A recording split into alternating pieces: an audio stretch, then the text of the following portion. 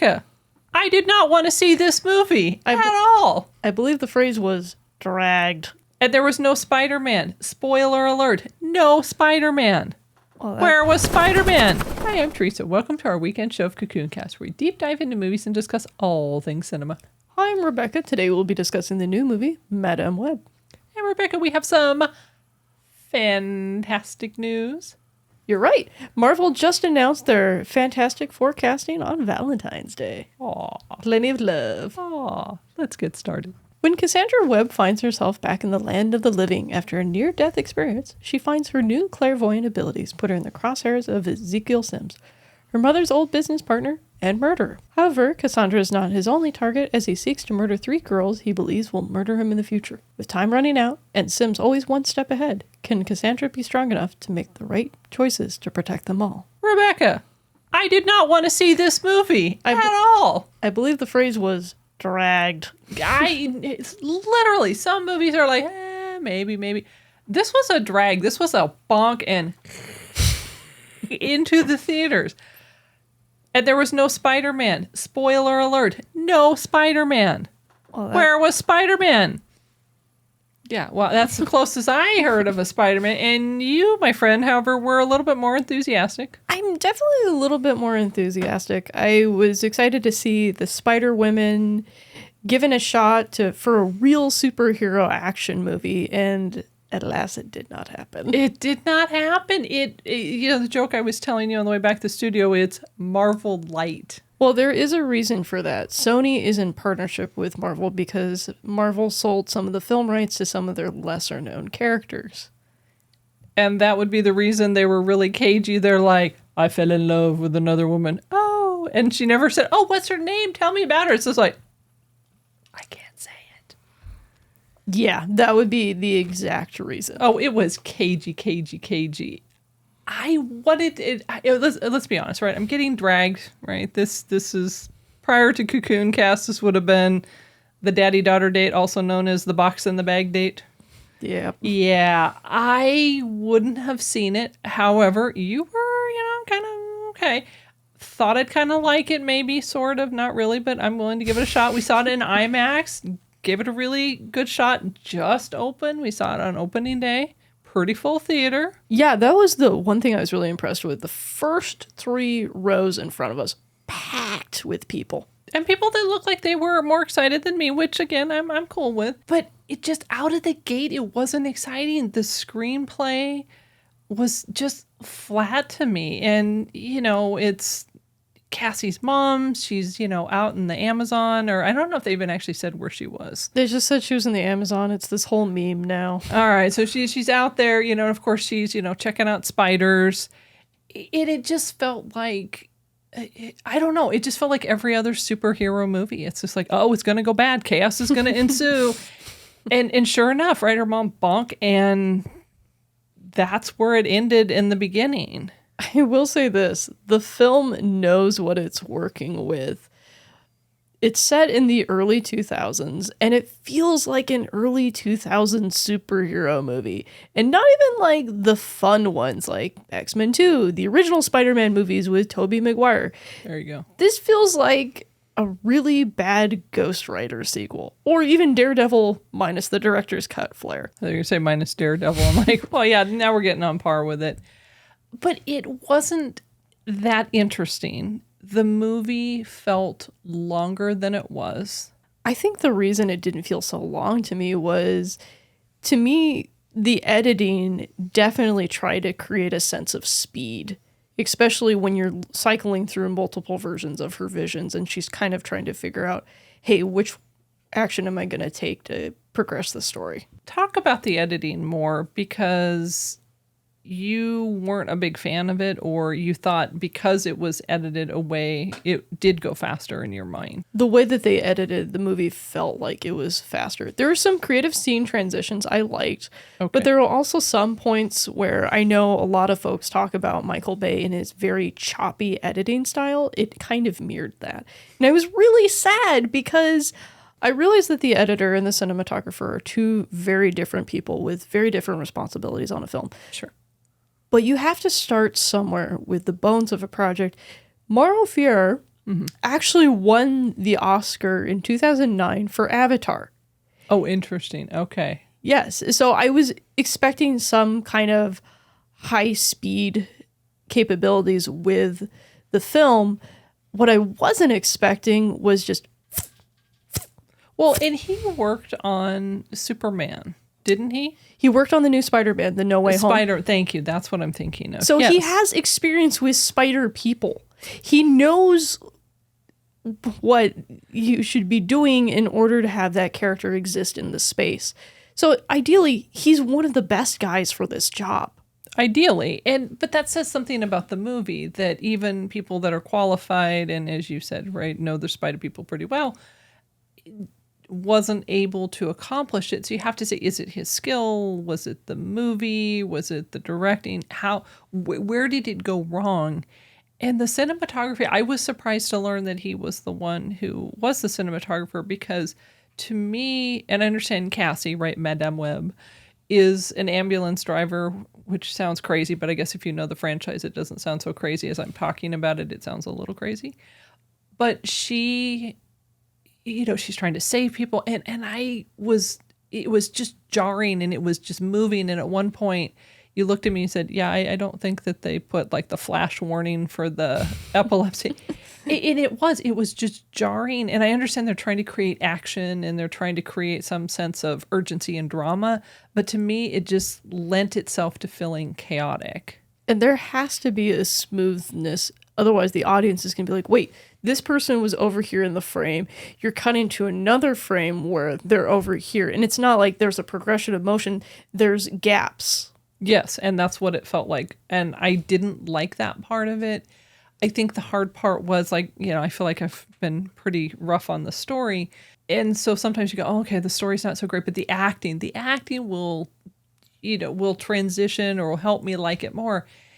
And I wasn't attached to any of the characters. The three young teenagers, they were interesting in the beginning, but they never felt like they quite connected.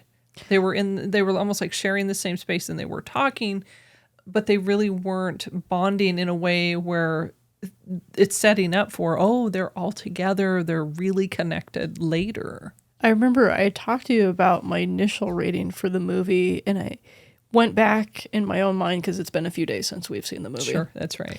And I realized the reason I was giving it a higher rating was because I was seeing stuff as a comic book fan that not everybody else is going to see.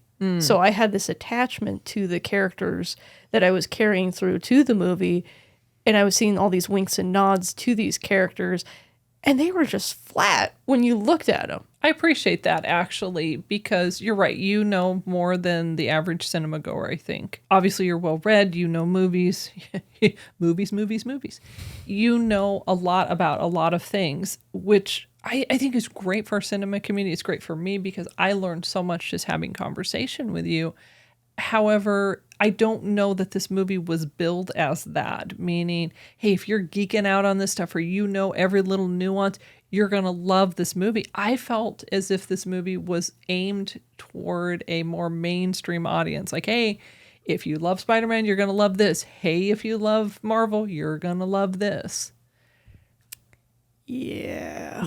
I mean, was that your impression that was the audience? They were trying to be pretty universal versus kind of niche-y and kind of, I got the impression that they were trying to introduce a new kind of spider character. Okay, that's fair. One of the things about Spider-Man is he's not the only Spider-Man. In the mainstream, and I learned that from the Spider-Verse. One of the things is we have Miles Morales in the main comic books universe. Yes. We also have different spider people like Silk coming in. I think that's what they were trying to set up. And unfortunately, because it's set so far back in the past, they have a lot more wiggle room. Unfortunately, you have audiences who haven't quite wanted to time travel back that far. I think if they would have made it clearer in the marketing, I think it could have gotten people excited, like, oh, hey, here's a prequel. Instead, you have to do a little bit of digging if you don't know what they're going for. Honestly, when I went in this movie, I thought it was going to be set up at the same time as, say, like the Andrew Garfield movies, because they've kind of hinted at that with the Venom movies. Okay. So I was like, okay, 2003. wait, which universe are we in? So they didn't do a good job at that then, in your mind. The other quibble I had with this film is you're focusing on what's going to happen. And I think they wasted a really good opportunity to get to know the girls more. So you could see how they become these heroes. You could kind of start to see like little things that give you winks and nods to their future selves. I agree with that. I had no investment, meaning they were in peril, 90% of the time. And other than the fact that they're teenage girls, they didn't ask to be part of this. I really didn't have a lot of interest or motivation. Like, oh, what's going to happen to them? And they all had a really sad story of why they couldn't go home. And it was like, okay, one shared. I'm like, oh, yeah, okay. Oh, and now we're justifying why it's okay that Cassie's hanging out with them. And I don't want to spoil the end scene, but the end scene, based on what had happened, didn't necessarily communicate to me that, oh, this is going to be Cassie's next step in her life. It was like, But I know this because I read the comic book, so I had a little bit of a guess. But that's the problem, is you can't rely on an audience that already knows what's going to happen. You have to be prepared for every kind of audience in this movie. I would agree with that. And to me, the fact that I was kind of spacing off because I really wasn't engaged, and all of a sudden I'm noticing the shameless, product promotion of Pepsi and Mountain Dew like 12,000 times, told me I'm more counting the Pepsi cans than I am invested in the story. And that's not what you want for your movie, I don't think. No, and it's really sad because if you look at the cast list, there's somebody from the last 5 years of TV. I guarantee you'll recognize at least one person. The main baddie is actually a guy I watched from a Netflix miniseries a couple years ago. One of the main prominent cameo characters is somebody from an AMC series that kind of got swept on the rug. Even Emma Roberts shows up in this movie from American Horror Story. It's just random. This feels like the kind of movie that all of these people would have made 5 or 6 years before they got their big break. There's something missing with the screenplay, and I think it's because of the attachment that the audience is craving that's just not there. Do we have any questions from the box? With the three girls looking like they wouldn't get their own spotlight at this point, do you think superhero bubble is running out of material? I think if it's done well, the audience will come. This is a promising idea, and we really explore this with Morbius, which is take a villain that people know, but create a story around them. I think it's really tough when you have people go, we'll just throw this character at the wall, see if it makes money. You have to invest in the property. You have to take time to really understand how the character fits in this landscape. And if you're going to take them out of their familiar landscape, you have to figure out what's an audience likely to see them as exciting in their own story. I would agree with that. I think the movie was set up for a sequel. However, like you said, if you're not invested, you're not going to be excited about that. It just felt so random. It just felt like they didn't know if it would work or not. And I'm not saying, hey, they should have really just built the whole Spider-Man and the whole Spider-Verse and all of that good stuff for this movie. However, I think it would have made the bridge easier for me to follow and maybe a little bit more interesting, at least until it's almost like borrow from them or, have them come together and then send them off versus just randomly putting them there. There was a post I saw on Reddit, I want to say like 6 months before this, and somebody had, quote, found the ending for this. I was very glad to see it wasn't that ending because then it would have tied it to Spider-Man and it would have just felt reductive. Okay. So I'm very glad they didn't go there. That being said, I think making the lines a little bit clearer for audiences like you might have helped. And I agree. I think I'm the one where you need to be, bringing me in, truly. I mean, even in Morbius, they still winked and nod to Venom in a way that you knew it was still part of the same universe, which was interesting. And that helps. They're Marvel. Marvel is Marvel. People get that, I think. Yeah, but the lawyers might not. Yeah, exactly. Not now. Do we have any other questions from the box? If someone hasn't read the Madame Web comics, Do you think they're going to enjoy this at all, or is this really for the fans that really know the backstory? I think this is for your hardcore Spidey fans. These are the people that pay attention to the layers behind the spider. These are the people that want to know where the spider came from. These are the people that want to create this shared backstory that doesn't necessarily revolve around a Spider-Man, but it's the possibilities that lead up to that Spider-Man. This is definitely a niche movie in result. I would agree. I'm laughing about wanting to know where the spider came from. I'm thinking, wow, that's really in the woods. And there's definitely plenty of comic book issues that go into it. Oh, I believe that. And I'm half cheeky, with it. But truly, I think for the people that want to know that fine of a detail, that movie would make sense. Honestly, S.J. Clarkson, the director of this film, has directed a lot of TV. I would have liked to have seen this become maybe a miniseries. I think they could have gone into more depth that way and really... I agree. I think had it been a miniseries, I think I would have liked it more. Well, and the other thing is the niche audience would have been like, hey, this is what we're getting into. You can tune in or tune out, but you'll get the character depth that you were looking for. And I think with the Spider Women, I think that really could have made for more of an impact. That would have been interesting if they would have even started as a miniseries and then went into the big screen, meaning after you're invested, you have the foundation. Then it's like, oh, I want to see more of them versus just, we're assuming you want to. And I like women-led movies. I wanted to like it more. You mean like the miniseries Ms. Marvel going into the Marvels? Is that what they should do? Yeah, that's exactly what they should do. I think that would have been a perfect way to do that. And yet, no.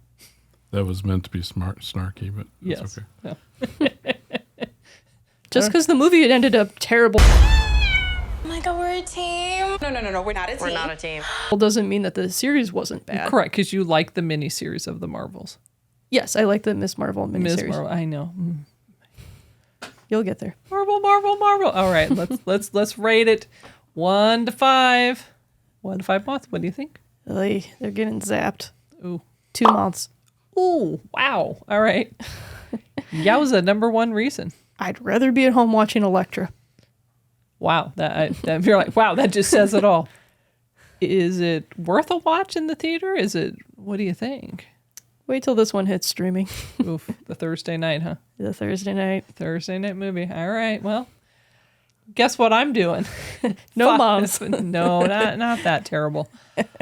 I would say, oh man. Oh, it is. It's not good. I would say it's a 1 and a wing. I really thought you were going to go down to 1 month. I think the half was, there was a story to it. It did bridge some of the gaps. It did answer some of the questions, although, good grief, if you can't say characters' names, it's like, come on. This isn't a bad breakup. This is a legal ridiculousness. There has to be something better about it. And at the end of the day, I did not care much for the characters. I did remember you saying you liked the fact that it was a female-led story. Correct, and I it was like that. about the emotional journey that this character went on. Correct. And that's the reason it's the 1 and the wing. I know. Thank you for reminding me. I'm like, wah! But You're welcome. no, I think that's what's giving it the 1 and the wing, because there was that part of it. But I didn't like the characters. It's not even like, oh, I don't like them. It's, I didn't really care about them. And I'm supposed to go, oh my gosh, these girls may not make it. Cassie, oh no, she's in peril. I'm like, I felt worse for the one gal that got zapped in the beginning, thinking, well, she didn't even know what she was in for. Oof. Yeah, no, investment low. If you enjoyed our review of Madame Web, please like, which helps more viewers find our cinema community, and subscribe so you don't miss our upcoming reviews, and please share with your friends. Rebecca, it is that time of the show to talk about who we are not sponsored by. Why do you do this to me? Why do I do this to us? This is me too, kid. All right, today we are not sponsored by Spyder with a Y. She didn't see that coming. Ooh, catchy. And you know about Spyder with a Y? I do. I've used some of their gloves. I've tried on some of their coats. Friends have let me borrow them. They're really comfy. I chose them because I thought, hey, low-lying fruit, We're going to see a spider movie. They're all about spiders. Their logo even, has a little spider crawling on it. But what do you think? They really didn't sponsor us. They did they? really didn't. I'm thinking they would love us. But, and I think you're kind of tired of my North Face stuff. So I kind Are of you wearing figured. that today? Oh, actually? yeah. Oh, there it is. Okay. No. I thought, well, if they were sponsoring us, I wouldn't wear it today. But they're fascinating. They started out in 1970 with producing the first ever, this is quite interesting, padded race sweater by David Jacobs. Not related to Marc Jacobs. Yeah, I know, right? The fashion designer. So he creates this, and over time, he starts developing alpine ski wear, outerwear, and in 1986, he goes back to the drawing board, and he creates the first ever speed suit. Oh, does it run really fast or just... No, you put it on, and it's supposed to, give you extra time, so you can glide along. Yes. Before you think I am anti-Spyder, I am not. Their nice little spider logo, which I think you've seen, actually. Yes. Right? He's got the little spider. I'm still trying to figure out what's in the middle. It looks almost like a little keyhole. I thought it was like kind of like a Black Widow, like the little carapace. Oh, the little... It might be. Yeah. However, if they're not calling me back, I can't really ask them that question. But I did like it. I thought it was quite creative. He's kind of gnarly looking. They make products for men, women, and children. All service spider, hey? All service spider. I liked it. The thing that cracked me up is they have like a kind of like a rewards club. Yeah. And so I'm like, oh, they do. I'm okay. They're not sponsors, but I'm kind of curious, right? If I want to buy their product. So they have, it's called the Insider with a Y also. Oh, jeez. I know, right? And it kind of looked like my North Face rewards club, but I thought, hey, they're not sponsoring us either. Come on. Exactly. But I think this is the part you do know. So in 1989, they started to sponsor the U.S. ski team. Yes, I did know that. And you see their little logos. But I bet you did not know this. In 2009, Jamaica decided to come up with another alpine ski team, and they wanted to burst into the scene, and Spyder helped him do it. That is very sweet of him. I thought it was kind of hilarious because, we saw the Bob Marley movie. I'm thinking about Cool Runnings, the John Candy movie. Oh, yeah. Yeah, I thought that was kind of cool. Lastly, you know what else they did? In 2015, they made a brief foray in the world of auto racing with apparel, not like cars. Yeah. Yeah, they don't talk about that anymore, so I think that might have went out the window. So I'm not going to mention it too much because I don't want to embarrass them, even though they're not sponsoring us. That's very nice of you. Exactly. Thanks, Spyder, for not sponsoring us. It's that time of the show where we want to hear from you. We'd love to see your comments on our video, especially your rating of the movie and why. Now let's talk about some of those cool comments we've been getting, Teresa. Well, there. Let's look up. First up, we have Noah the Show 4066 commented on our review of The Monk and the Gun. Here's what he had to say. I love how y'all, I don't think that was his accent. I love how y'all dissect all these films, and the funny voices always make me cackle. Noah the Show's back. Noah the Show is back. This is how we talk, though. I think most of our personal cinema community can definitely attest to us. We're just taping this in front of you guys, honestly. Exactly. Well, thank you. I appreciate that. But that does crack me up because, this is just us in our natural element. Next up, we have Mr. 12, who commented on our news article about the new Jurassic Park movie. Here's what he had to say. Where's that Hammond prequel with 4 exclamation points? Oof. All over the net the last 3 years. Uh-oh. I think I know which one you're talking about. There was rumors of a Hammond prequel, but the team that approached Universal Pictures goes, hey, we'd love to do a mini series. Here's our test video. Here's what we'd like to do for a script. So sadly, I don't think we're going to get a prequel anytime soon, unless this Jurassic World sequel falls through. Somebody's not going to be happy. Mister's not going to be happy. Yeah, but that's how it goes in the movie business. One day you're shooting a film, the next day you're wiping the dust off the next script you wrote like 10 years ago, and that becomes the hit. Oh, I thought you were going to say you shelf it and then okay. No, that's Warner Brothers. Yeah. Speaking of, JJW77 commented on our news article, Coyote versus Acme. Here's what they had to say. This is an eye-opener. What a massive waste of time, heart, talent, and money put out by all the different artists in making the movie for this to happen. I hope that it will eventually be released.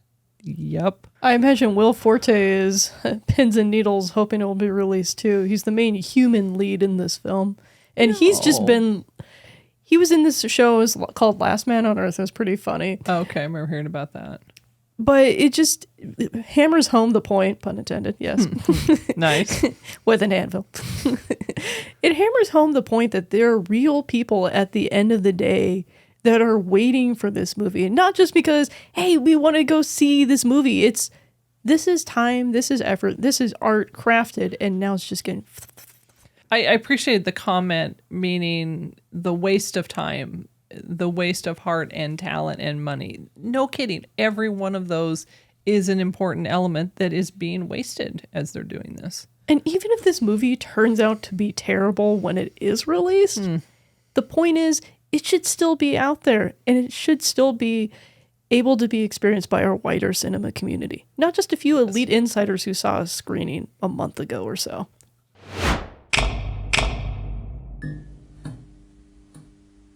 And now it's time for some Hollywood news. Rebecca. Marvel gave us one of the best Valentine's Day presents in recent memory, and I'm not counting that giant snail I just got this year. They released the Fantastic Four cast for the MCU, and it looks like somebody's got everything on their Christmas list this year. All right, Santa Rebecca, what do you got going on over there? And where in the world are you finding this early Hollywood news? Michael Walsh from The Nerdist brings us this story today. All right, what's he telling us? Your favorite guy in the Star Wars universe is going to be in this movie. Oh, I know. Pedro Pascal! Yes, he is my favorite. This is the way. And who is he going to be? He's going to be Mr. Fantastic. Oh, he already is Mr. Fantastic in my mind. Move over, Jeff Goldblum, you got company. Oh, boy. Yay. All right, who else is in this? Vanessa Kirby is going to be the Invisible Woman, i.e. Susan Storm. Oh, You remember like her from Napoleon? Yes, I do. She's a great actress. She is. We're going to ignore Hobbs and Shaw. She was the best thing in it, though. I know.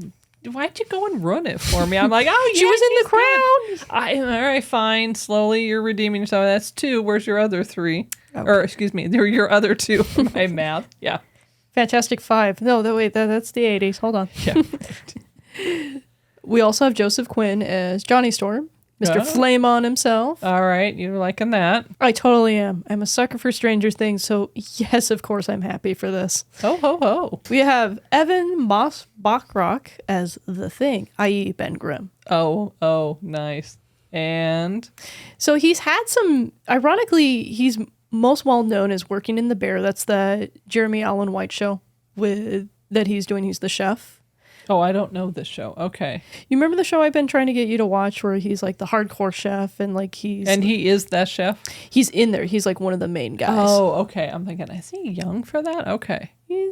Ironically, he was also a bellboy in the Royal Tenenbaums as a little bit part. Of course you know that. Okay. This is the one that always gets me though.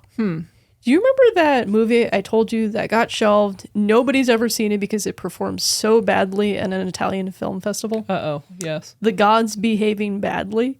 He was the lead in that. Oh, the poor kid. It's like, uh-oh. That was the AMC show I was trying to get you, is the reinterpretation of Nosferatu, the spooky vampire show. Oh, nice. All right. And he was Desi from Girls. That's where most of our audience is going to know him from. And he was in a couple episodes of Andor. Oh, so wow. His career's been picking up over the last 10 years. So I'm really excited for our cast because it's full of people that we know, but it's also full of people that are known, but they're kind of getting their foot into a wider door. I'm laughing. People that you know, and the release date is scheduled for when? We have a release date. It's July 25th, 2025. So it's coming. You get the close. feeling they kind of waited a year just so they could go 25-25. I was wondering the same thing, and I was hoping you wouldn't catch on, but you did. Maybe not, but it just kind of struck me as like, hey, we can get out this July. No, I think we should wait until July 25.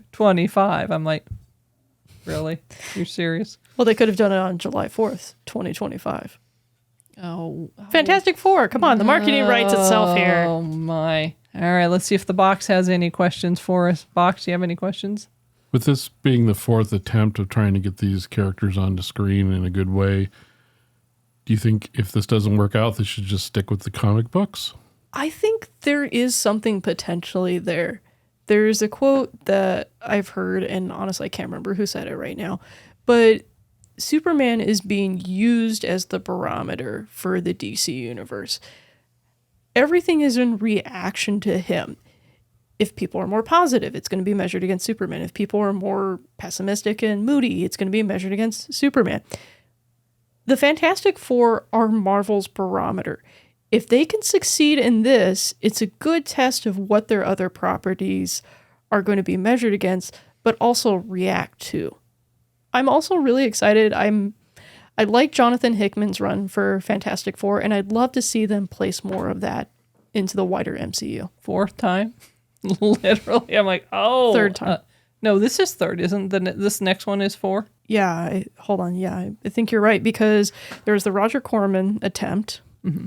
There was the one, the early 2000s I watched when I was a kid. There was both of those. And then we had that tremendously awful in the back half recent one. Ooh. 4 times the charm. Woo! Aren't you hoping? I'm hoping. These are characters that I think can provide depth to the MCU. These are characters that I think people know are iconic and they can latch onto. The question is, how's the writing going to fare? To be continued. Rebecca, what else is going on out there in the Hollywood news? Well, you sent me this article last night, so no, yes, I know this. Yes, we're doing it. Okay. This actually bumped our article for potentially next week, so I won't say what our article is going to be. But Ridley Scott might be directing a Beegees movie, so watch out, people. People are like, what? I read this, and I laughed because I sent it over to you, and I thought you'd be like, oh, that's dumb. You're like, what? It's like, yes, Ridley Scott is staying alive. I seriously thought this was an April Fool's prank. I had to check. Funny. And well, you see, it's from your buddy, right? I've read the article. It's from Deadline. Justin Kroll wrote the article. He's legit. They were releasing this as breaking news as of yesterday. That's right, people. The man who directed The Kingdom of Heaven, The Last Duel, Napoleon, Gladiator, The Beegees. I think it's hilarious. It feels out of place. It feels remarkably out of place until you start looking at some of the other players. Now, Ridley isn't a done deal yet, but John Logan, who wrote the screenplay for Gladiator, the Sweeney Todd Tim Burton adaptation, Hugo, The Aviator, which he won an Oscar for, and did some work on Spectre and Skyfall, wrote this script. He's a collaborator. He's a known commodity with Ridley Scott. So if Ridley jumps on board, it won't be too shocking. Well, and my understanding, the remaining B of the Beegees, so I guess he's the B, is still wanting this movie made. That's correct. And Paramount wants this out quick. Bob Marley's been a huge success. Bob Marley, One Love, they made $14 million one day. That's a Valentine's Day record. That's huge. All right. I'm just laughing. It's still Ridley Scott and the Beegees are to me. It's just, no. That's where I'm at. I'd be more shocked to see David Fincher in a Beegees movie. I will find it interesting, right? I grew up more in no, that's not true. I was born in the 70s. So, yeah, but it's just kind of funny. I'm not like, ooh, I can't wait. But I think it'll be interesting. Their life story actually is quite interesting. See, I know nothing about the Beegees. I just know their music and their outfits. That's it. Wow. Boy, there's a lot to fill in those 2 hours, really. Because if they just go, hey, here we are. And then you're like, okay, that's all I know. Thank you very much. Got it. I just don't want this to be the movie where disco died. Oh, where disco goes to die. Oh, no. Do we have any questions from the box? With so many musical biopics coming out about large artists, do you think this is going to pave the way for biopics for lesser known artists? I think there's already some biopics with lesser known artists. There's the biopic they did with Ian Custis and Joy Division, Control. That was actually really good. I like that one. Mm-hmm. But I think right now the industry is going to try to figure out what's a big name we can sell to get interest before we kind of filter down to the little guys. I like the genre, though, honestly. I think it's interesting because not everyone is going to see documentaries. I mean, I know we love documentaries, but not everybody does. I understood.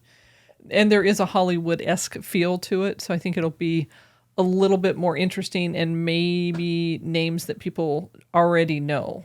They'll say, oh, I want, like me, right? I'm like over there going, oh, man, no, I want to go see. So obviously there's something about getting names that we know. I think it's really tough though, because every once in a while you get a documentary like, say, Searching for Sugar Man that just Oh, that blows was the such a pants great off movie. everyone. Yeah, exactly. You're still talking about how awesome it is. That is a great movie. Yes. And sometimes that can't beat the real thing. There are definitely a lot of criticisms with films like Bohemian Rhapsody, really taking liberty with the story. And I'm just kind of worried that that might try to encourage bands to create this Hollywoodized version of their stories, when the reason we fall in love with them might not be because they're perfect. I like the documentary element, though, to it, because the box nine, we had seen a Miles Davis one that was really good as well. And it was, I can't remember if it was around the time of Searching for Sugar Man or not. It seems like it was close to that. But the documentaries tell the story. And like you said, it's not always sanitized. It's just the person, whether they have charisma or not, whether they say things, you're kind of like, ooh, maybe they shouldn't have said that. It's really a celebration of the great discomfort of great rock and roll. I think great rock and roll should hurt, and it should change your life, not necessarily for the better. They're always interesting. However, I think if it allows more people to hear the music and have accessibility, I think it's worth doing. One of the key strengths for me being excited about this project is actually the screenwriter. Mm-hmm. I've seen Hugo. I enjoy the little character moments that are found through it, as well as The Aviator. That didn't feel like a Hollywoodized movie to me. Mm-hmm. It felt very Hollywood and like, hey, here's some of the things we do. But it still felt rough and real. And I think if you get the right cast on board, if you get the right director, this is going to sing, pun intended. Thanks for joining us this week. We're always excited to create experiences to bring our cinema community together. Next week, we're excited to be reviewing Drive Away Dolls, and on our Movies and More weekly show, the new movie, Ordinary Angels. Please remember to like, subscribe, and to share our channel. If you enjoyed this show, you might check out last week, where we reviewed The Monk and the Gun, and on our Movies and More weekly show, we reviewed Lisa Frankenstein. Remember, cinema community movies are better together. Thanks for watching. See you in the next review.